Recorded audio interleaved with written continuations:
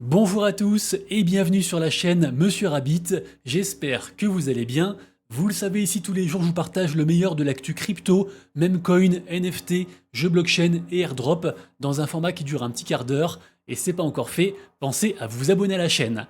Alors oui, vous le savez, dans la crypto c'est un jour une histoire de fou et on a encore eu une tendance franchement incroyable qui a déferlé sur Twitter et qui brasse des millions de dollars. J'en parle dans un instant. Juste avant, sachez, je suis désolé, que je vais prendre une semaine de vacances parce que vous le savez, c'est bientôt Pâques. Pâques étant la fête la plus importante pour les chrétiens, même plus que Noël, puisque là c'est la résurrection du Christ. Je me dis que prendre quelques jours de congé pour reprendre des forces et vivre pleinement donc cette célébration, ça me ferait du bien. Donc je pense revenir, mercredi ou jeudi prochain. Et donc voilà, je pense que je posterai un petit peu sur Twitter et je parlerai dans mon Discord, mais de manière sporadique. Et donc voilà, j'espère que vous n'êtes pas trop déçus. Donc à l'instant où je tourne la vidéo, il est 12h40. Le Bitcoin est à 83 900 $, Ethereum toujours à la ramasse, 1580. Et côté altcoin, j'en parle pas, on a pris une sacrée saucée avec entre des moins 8 à moins 14%. Ça fait un peu mal, ça fait suite en fait au drama, toujours pareil, avec les tarifs douaniers, avec la Chine, avec aussi Nvidia qui est pris dans l'engrenage depuis hier soir. À voir là, avec l'ouverture US, on aura aussi un discours de Jérôme Powell, directeur de la Fed. Demain, les taux directeurs de la Banque Centrale Européenne qui devraient être abaissés. Donc peut-être des bonnes nouvelles en perspective. Moi, je le rappelle, je suis team bullish et je pense que pas grand-chose pourrait faire en sorte que le marché reprenne des couleurs. Aujourd'hui aussi, on aura l'arrivée d'un ETF Solana avec stacking côté Canada, je crois, à vérifier. Et donc voilà, en tout cas, le contexte géopolitique étant ce qu'il est, étant très compliqué, on a l'or qui atteint un nouvel ATH, un nouveau point le plus haut. Donc finalement, le Bitcoin, l'or digital, fait moins bien actuellement que le gold. Après voilà, on le sait tous, on est comme dans une ère numérique, le Bitcoin répond à beaucoup de besoins, et donc je pense que l'avenir est rayonnant côté crypto, juste à moyen et court terme, ça peut être compliqué.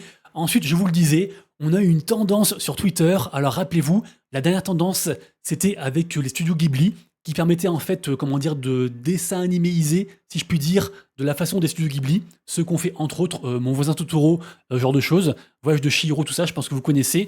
Et donc voilà, ça avait déferlé sur Twitter, et forcément, comme toute grosse tendance, un meme coin avait été créé, le Ghibli avait explosé à plusieurs millions de market cap, et là vous le voyez, la tendance de, comment dire, de fourruriser, si je puis dire, un logo, on dit fur en anglais, FUR, tout le monde le fait, tous les plus grands, tous les plus gros projets crypto ont donc furisé, si vous voulez, donc leur logo. Et évidemment, vous pensez bien que si je vous en parle, alors c'est pas parce que moi j'ai fait mon logo aussi, c'est parce qu'il y a un meme coin qui a été créé, évidemment, qui s'appelle Furfication.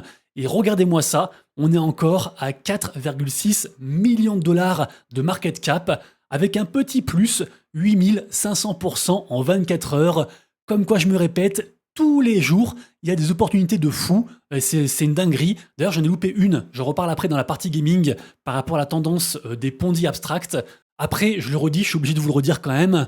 Faites attention parce que pour un token comme ça qui fait des dingueries, on en a des milliers qui ne font rien et qui vous font perdre de l'argent. Donc l'idéal, c'est de mettre des petites sommes sur plein de projets en espérant que un pète et que ça rattrape toutes les pertes de tous les autres, plus que ça nous fasse gagner de l'argent.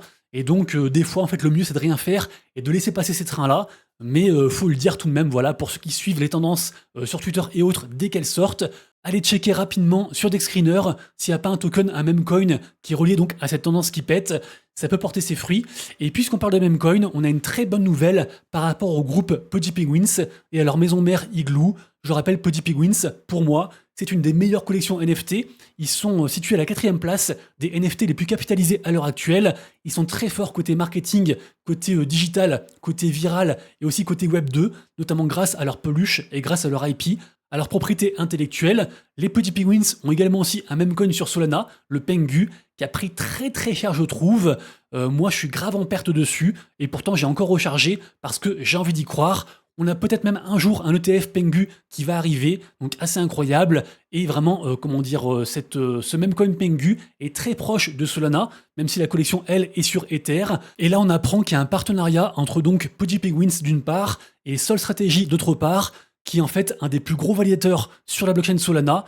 et donc ils créent un validateur Pengu ensemble, avec donc un APR, un APY, donc à l'année, un rendement entre 7 et 11%, et ils incitent les gens à stacker dessus leur Solana, puisque en fait, d'après eux, plus leur validateur sera gros, et plus potentiellement, ça pourrait favoriser l'adoption institutionnelle donc du Pengu.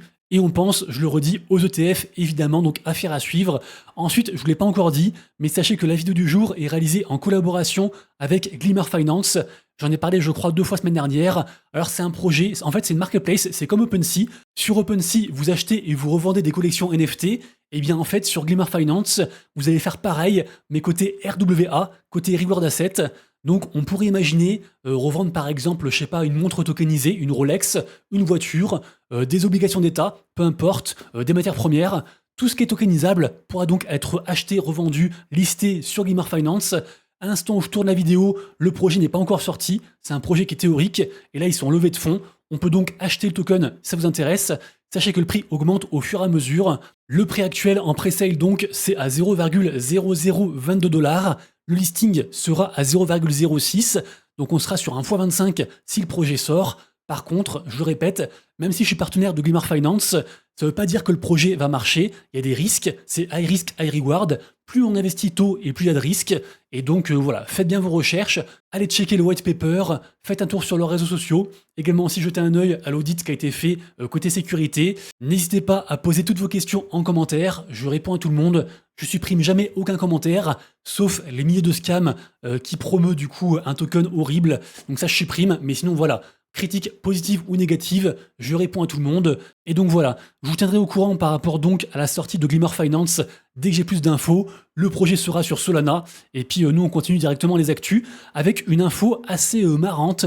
Trump réitère encore côté crypto. Alors vous le savez, Trump, il a fait des NFT, il a fait son propre meme coin, le Trump.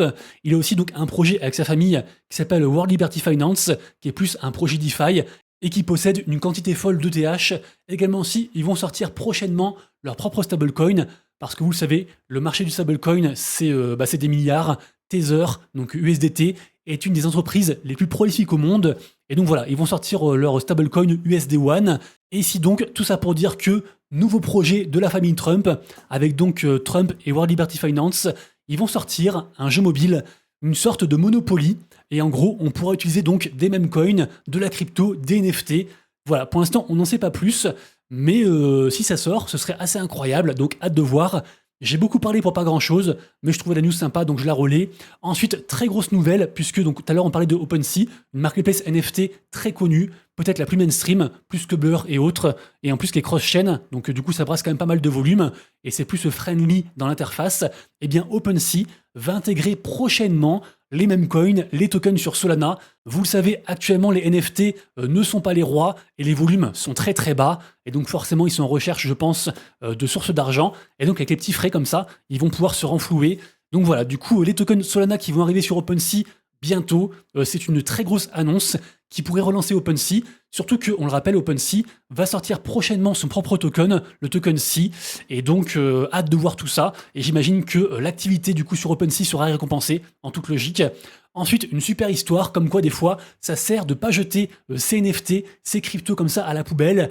Figurez-vous que si vous aviez acheté un NFT du projet Polyverse, il y a genre un an et demi, ça coûtait genre 15-20 balles, vraiment ça coûtait rien, et que vous l'avez stacké, eh bien vous avez reçu un airdrop faramineux hier, donc de leur crypto, la crypto PTC, un airdrop d'une valeur comprise entre 2000 et 4000 $ par NFT. Franchement, une dinguerie. Et en plus, le token, je trouve, a pas pris si cher que ça. Donc voilà, c'est un projet que je connaissais pas, c'est un projet inconnu. Mais comme quoi, des fois, garder ses NFT et puis tout de même faire les petites actions qu'on vous demande de faire, et bah ça peut porter ses fruits. Ensuite, bonne nouvelle, vous le savez, aux États-Unis, on a ce qu'on appelle la SEC, la Securities and Exchange Commission. Donc c'est la régulation financière américaine. Et jusqu'à encore il n'y a pas longtemps, avant l'élection de Trump, la SEC, dirigée par Gary Gensler, était très anti-crypto et il poursuivait la terre entière, à la fois les projets crypto et les projets NFT. Et depuis en fait l'élection de Trump, c'est beaucoup mieux.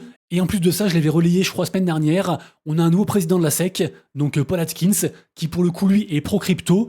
Et de ça pour dire que la SEC, depuis quelques mois, ils abandonnent toutes leurs enquêtes contre les projets crypto et les projets NFT. Donc vraiment, ça fait du bien parce qu'on va vers une régulation plus souple pour les cryptos et pour le Web3.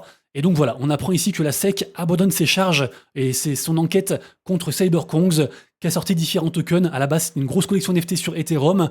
Ensuite, ils sont vraiment axés côté gaming sur la blockchain Ronin. Vraiment, c'est un joli groupe. Ils font encore des choses, ils délivrent, ils buildent, ils récompensent la commu. Et donc voilà, ils s'étaient embêtés avec cette histoire de SEC. Et donc maintenant, c'est terminé. Bravo à eux, ça fait plaisir. Ensuite, vous le savez, tous les matins sur mon compte Twitter, je vous partage un récap de ce qui se passe côté NFT. Donc sur les dernières 24 heures, rien de particulier. Vu que le marché retrace, les NFT retracent également. Tout de même, j'aurais pu rajouter les ventes qu'il y a eu par rapport au fameux artiste Xcopy. Il y a genre 3-4 artistes qui sont immenses côté NFT, entre autres lui, Beeple, et puis voilà des gens en fait qui vendent des œuvres à des dizaines d'Ethers. Et encore hier, on a eu, je crois, 4 ou 5 ventes entre 15 et 20 Ethers par NFT de cet artiste. Donc vraiment, l'art NFT, en tout cas pour la poignée, pour la dizaine de gros artistes les plus connus, ça ne connaît pas en fait les crises, les marchés qui baissent, qui descendent, bien market, bull market, ils s'en foutent, ils vendent à balle, et donc bravo à eux. Côté gaming ensuite, hier j'annonçais la sortie du jeu LOLland, donc un jeu fait par la grosse guilde YGG qui se sert de l'IP des Petits Penguins, et au final ça a été repoussé, et donc rendez-vous le 2 mai. Ensuite, vous le savez, je suis tombé dernièrement dans une tendance qu'on appelle Ponzi Abstract, donc des sortes de jeux qu'on dit click to earn, en gros il n'y a pas de gameplay, c'est plus ou moins finalement de la GameFi à très court terme, ça peut monter très vite très haut, et ça redescend très vite très bas. J'ai fait un résumé sur les projets du moment sur mon Discord. D'ailleurs, je vous le rappelle, il est gratuit, ouvert à tout le monde. N'hésitez pas à rejoindre. Le lien sera en description. J'ai un lien genre tous mes réseaux et vous retrouverez tout dessus. Discord, Twitter, etc. Bref, actuellement, je trouve qu'il y a 3 projets qui se distinguent. Le premier, c'est le précurseur, c'est Bitcoin, qui arrive tout de même à rester encore à 6 millions de market cap. Donc ce jeu qui, on va dire, copie finalement la façon de miner du Bitcoin, mais version jeu, pour faire simple.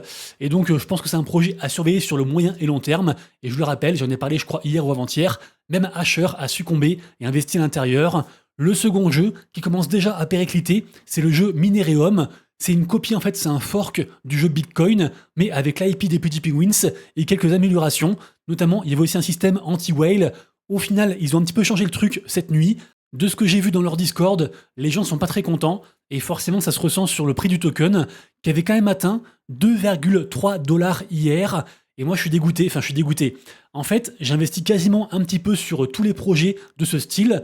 J'ai vu ce projet, je l'ai vu à 0,14, je l'ai partagé dans mon Discord à 0,14, mais en fait, j'ai pas investi dessus parce que quand le jeu est sorti, on pouvait pas connecter directement son wallet Abstract, fallait passer par MetaMask, et du coup, je me suis dit, je vais attendre un petit peu qu'on puisse le connecter, et comme ça, je verrai plus tard dans 1 heure ou 2. Le truc a explosé, et donc c'était un plus que x15, un machin comme ça. Au final, donc, j'ai pas investi sur le token early. Par contre, j'en ai repris, je crois, à 0,5 $ ou 0,6, un truc comme ça. Pareil aussi, je l'ai dit dans mon Discord. Et surtout, j'ai fait la strat du multi-compte parce que je trouve que finalement, c'est le plus rentable. En fait, pour créer un compte et commencer à jouer, on vous demande de payer sur ce genre de jeu entre 0,01 et 0,015 ETH en général. Et puis, en gros, ça vous offre un mineur gratuit. Et donc, on peut commencer à jouer comme ça. Moi, du coup, je fais aucune amélioration, donc j'achète pas de token et je dépense pas en jeu. Si je prends du token, c'est pour le revendre après et je dépense pas, comme je disais. Et donc, j'ai fait une dizaine de comptes. Ces comptes ont déjà ROI, donc j'ai déjà fait mon retour sur investissement. Et chacun de ces comptes me rapporte un peu de token tous les jours. Et en gros, genre toutes les 3-4 heures, je récolte tous mes comptes et je vends le token au fur et à mesure, comme une sorte de DCA inversé, jusqu'à ce que le projet meure. Et là, je crois que je suis en x3 ou x4, du coup, juste sur cette manip-là. Donc, plutôt content, surtout que je le répète, ce genre de projet peut disparaître du jour au lendemain, vraiment très très vite. Et troisième projet, c'est un projet qui est plus, on va dire, moyen terme, parce que le jeu sortira en Q2, donc à partir de mai, sur une mode aussi pareille de Ponzi, on va dire ça comme ça, pyramidal. Le jeu s'appelle Wizard of Abstract. Vous le voyez, le token est déjà sorti. Je vous l'ai dit hier, dans mon Discord, je sais plus, moi j'achète entre 0,3010 et 0,3015. Et par contre, ce que je trouve cool, c'est que le développeur est très actif, il communique beaucoup sur le Telegram, sur Twitter, il fait des sortes de petits concours, notamment aussi il y aura un autre airdrop de NFT. Ça aura lieu, je crois, à 18 h ce soir. Et en gros, suivant le nombre de tokens qu'on possède, eh bien on obtient une box plus ou moins rare, pour faire simple. Donc voilà, je me dis que ce projet reste à surveiller. Il peut aussi bien sûr disparaître du jour au lendemain, surtout si ça prend plus de temps du coup à se lancer, et surtout aussi si la hype de ce genre de projet diminue, voire disparaît avant que le jeu sorte. Et là du coup ce serait dramatique et ça peut partir à zéro. Pour l'instant voilà, on est sur une micro market cap à 140 000. Moi d'ailleurs, je pense racheter post-airdrop aujourd'hui parce que j'imagine que des gens vont vendre juste après avoir reçu leur box. Donc voilà, je surveille. Et puis pour moi, c'est les 3 projets un peu, on va dire, du moment sur cette tendance, comme je disais. Une tendance d'ailleurs qui pourrait peut-être partir sur d'autres écosystèmes. Hier, on a eu un projet, je crois que c'est Univers, un truc comme ça, Universe. C'était un ancien projet sur Avalanche qui avait explosé, pas réussi en mode Ponzi, il y a genre quelques années. Ils ont fait la même version côté Solana. Je crois que le token est sorti en x3 par rapport à la pre-sale, donc pas très très fou. Par contre, ici donc on a un prochain projet qui sort le 30 avril, et je crois que dans 3 jours, on pourra donc acheter les mineurs en avance sous forme de pre-sale. Donc ce projet s'appelle Mine, même principe que Bitcoin finalement, mais cette fois-ci sur la blockchain Ronin, donc une blockchain gaming. À voir, peut-être que Ronin sera la prochaine hype gaming en mode Ponzi, en mode pyramidal, je ne sais pas. Et d'ailleurs, puisqu'on parle de click to earn, je vous reparle d'un projet qu'on appelle Risk to Earn, donc vraiment très risqué. C'est le projet Wolfgame. Ce projet, au cycle dernier, c'était donc pas réussi une sorte de Ponzi en fait sur Ethereum qui avait cartonné, où genre fallait choisir entre des NFT, soit loup, soit mouton, certains farmaient, d'autres volaient les gens. Bref, c'était un projet franchement qui a rapporté beaucoup d'argent à certains parce que bien sûr, je le rappelle, c'est un jeu à somme nulle. Donc si quelqu'un gagne de l'argent, c'est que quelqu'un autre part en perd. Mais vraiment, ce projet avait cartonné, je me rappelle. Ce projet, ensuite, quelques années après, est parti sur la blockchain Blast. Blast, plus personne n'en parle. Et Wolfgame, dernièrement, est arrivé sur Solana, il n'y a pas si longtemps que ça. Et franchement, ça a été une déception, parce qu'ils ont changé les mécaniques. La commu s'y est pas retrouvée, et donc gros FUD. Au final, ils vont arrêter le jeu, et puis même carrément le CEO démissionne. Vraiment, il y a un gros drama par rapport à ça. Et ça fait de la peine parce que ce projet, vraiment, c'était un projet un peu mythique à l'ancienne. Et genre, un loup, ça coûtait genre 1 Ether, un truc comme ça. C'était super cher à l'époque. D'ailleurs, ça me fait penser au projet On-Chain Heroes sur Abstract, qui est aussi, on va dire, un risk to earn. Et c'est vrai que ça reste une tendance que les gens aiment bien. Les gens, en fait, veulent des choses, je me répète par rapport à hier, mais ils veulent des jeux dispo rapidement, avec du risque certes, mais un truc un peu fun, et surtout avec une promesse de gain, de gros gains, même si on sait qu'une personne sur 10 arrivera à ces fameux gros gains, et encore, je pense que je suis large. Ensuite, je vous le rappelle, donc c'est la fin de la première semaine, on peut récolter sa première récompense par rapport à la grosse campagne de airdrop et de récompense de la blockchain Immutable X, donc une blockchain spécialisée gaming. Je le rappelle, on peut donc récolter des gemmes et faire des quêtes liées à des jeux. Donc soit jouer à des jeux, on gagne des gemmes, soit juste faire de l'interaction sociale. Moi, c'est ce que j'ai fait, like, RT, etc. Et après, ces gemmes, on peut les dépenser une fois par semaine pour acheter un coffre. Et dans ce coffre, il y a des récompenses, donc diverses et variées. Alors moi, j'ai pas eu de chance, j'ai juste eu une clé qui m'offrira du coup quelque chose un jour, je sais pas trop quoi. Par contre, certaines personnes ont pu ouvrir des coffres légendaires ou mythiques et avoir donc plusieurs centaines, voire milliers de tokens IMX, même en dollars. Donc du coup plutôt cool, et je le rappelle, on peut faire ça en fait gratuitement, donc ça mange pas de pain, et pareil, le temps qui court avec un marché compliqué, c'est toujours chouette. Ensuite, je vous conseille de jeter un œil au projet Sugarton. Alors je vous le rappelle, à la base, ce projet, c'était un projet en fait des studios Zynga, ceux qu'on fait Farmville, et qui après sont fait racheter par Tech2, la maison mère de GTA. Au final, Sugarton s'est affranchi grâce à l'argent de leur NFT, et donc ils sont maintenant indépendants, ce qui leur permet en fait de sortir prochainement un token, le token Win, également aussi une nouvelle collection sur Abstract, donc les cores, ils appellent ça.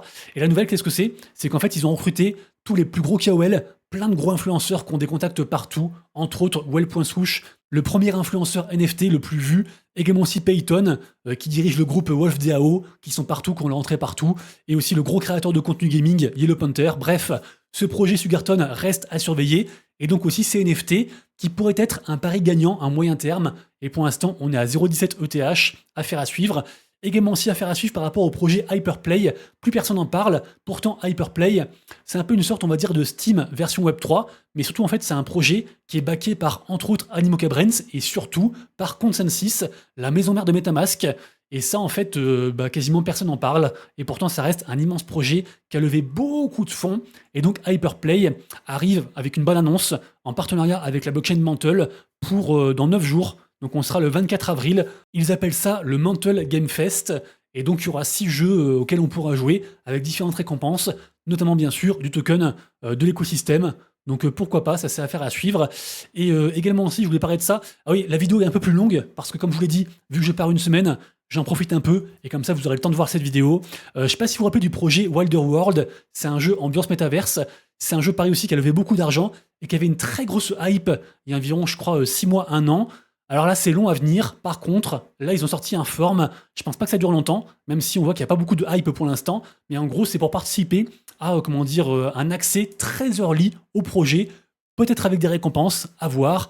Mais Wilder World, je me rappelle à l'époque, beaucoup de gens en parlaient, notamment parce qu'ils avaient réussi à sécuriser des fonds avec de gros acteurs.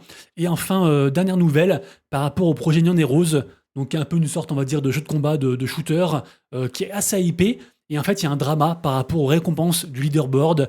Donc, vu que j'ai parlé plusieurs fois de Neon Heroes et que moi j'aime beaucoup un projet sur Solana, sachez qu'actuellement il y a un drama et que les choses seraient un peu plus sombres. Après, on va pas se mentir, faut pas non plus être complètement naïf. Je pense qu'il y a beaucoup de choses sombres, mais quasiment dans tous les projets, et qu'on n'est pas au courant de la moitié de ce qui se passe. Et d'ailleurs, j'irai même encore plus loin en disant que parfois, pour qu'un projet se lance et marche, eh ben, il faut que ce soit manipulé, il faut qu'il y ait des baleines, et il faut que le prix des tokens, entre guillemets, soit tiré vers le haut pour donner l'impulsion en fait de départ. Et malheureusement, c'est comme ça. On est dans un monde un peu hypocrite où on prône la tech, la décentralisation, et au final, on veut juste tous de l'argent. On prône, comment dire, l'égalité des chances, et au final, s'il n'y a pas de baleine, les projets ça marche pas. Bref, je pense que je vais m'arrêter là. Juste dernière chose, je vous rappelle que je suis partenaire avec l'exchange Bitpanda, un exchange qui est conforme à la régulation française et que actuellement ils font une offre en token Dodge. Donc voilà, si vous inscrivez et que vous tradez au moins 300 euros, donc en gros c'est genre un aller-retour en USDC, ça marche. Et puis voilà, vous aurez donc ce bonus de 20 euros. Le lien sera en description. Donc voilà, si vous cherchez un autre exchange pour diversifier et pas tout mettre sur Coinbase ou sur Binance, pourquoi pas du coup Bitpanda. Ils ont des actions, des cryptos, des matières premières, il y a pas mal de choses. Ils ont aussi un chouette système de stacking en euros avec des rendements pas dégueulasses. Donc voilà, renseignez-vous, je le redis, lien juste en dessous. Et puis nous, on arrive à la fin de la vidéo. J'espère que je vous ai apporté un petit peu de valeur. Si c'est le cas, pensez à soutenir en likant, partageant, commentant les vidéos et bien sûr aussi en vous abonnant. Je vous souhaite une très bonne semaine sainte à tous les chrétiens, une très bonne semaine tout court à tout le monde d'ailleurs, peu importe. Également aussi de joyeuses Pâques et on se retrouve très bientôt. Et d'ici là, comme toujours, prenez soin de vous, de vos proches et de vos wallets. C'était Monsieur Rabbit. Ciao.